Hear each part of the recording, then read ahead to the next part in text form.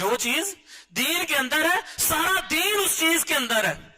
صاف طور پر ہم کسی کو کہتے ہیں نا داڑھی رکھ لو, سارا اسلام داڑھی میں. ہاں ہو سکتا ہے اللہ تجھے داڑھی رکھنے کی وجہ سے جنت دے دے. اگر کتے کو پانی پلانے کی وجہ سے جنت دے سکتا, تجھے داڑھی رکھنے کی وجہ سے نہیں دے سکتا. اگر کوئی کہتا ہے کپڑا ٹخنوں سے اوپر رکھو, نہیں جی سارا اسلام اس میں آ گیا. ہاں آ گیا اسلام. ہو سکتا ہے اللہ تجھے کپڑا ٹخنوں سے اوپر رکھنے کی وجہ سے جنت عطا کر دے.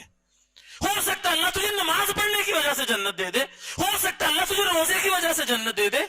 ہو سکتا ہے اللہ تجھے کسی اچھے اخلاق کی وجہ سے جنت دے دے. تیرا کوئی عمل اللہ کو پسند آ جائے, اللہ تجھے جنت عطا کر دے.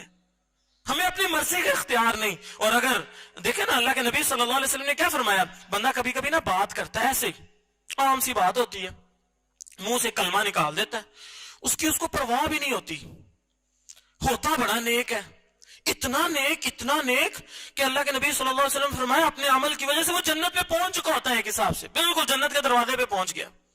لیکن اس نے ایک ایسی بات کر دی جس کی اس کو پرواہ بھی نہیں تھی, انجانے میں کر دی. اللہ رب العزت کو وہ کلمہ اتنا ناپسند ہوا, اتنا برا لگا, اللہ رب العزت نے اس کلمے کی وجہ سے اس سے ناراض ہو کر اس کو جہنم کے اندر پھینک دیا. ایک کلمے کی وجہ سے بندے کو اس کی پرواہ بھی نہیں. اور پھر اللہ کے نبی صلی اللہ علیہ وسلم فرمایا ایسا بھی ہوتا ہے, بعض بندے اپنی بدعمالیوں کی وجہ سے جہنم کا بالن بن چکے ہوتے ہیں, جہنم کے بالکل گڑھے کے کنارے پہنچ گئے. ایک بات ایسے کرتے ہیں, انہیں پتا بھی نہیں ہوتا, ان کی نظر میں بات بھی چھوٹی سی ہوتی ہے, اللہ کو وہ عمل, وہ بات, وہ کلمہ اتنا پسند آتا ہے, اللہ اس کلمے کی وجہ سے ان کو جنت عطا کر دیتے ہیں.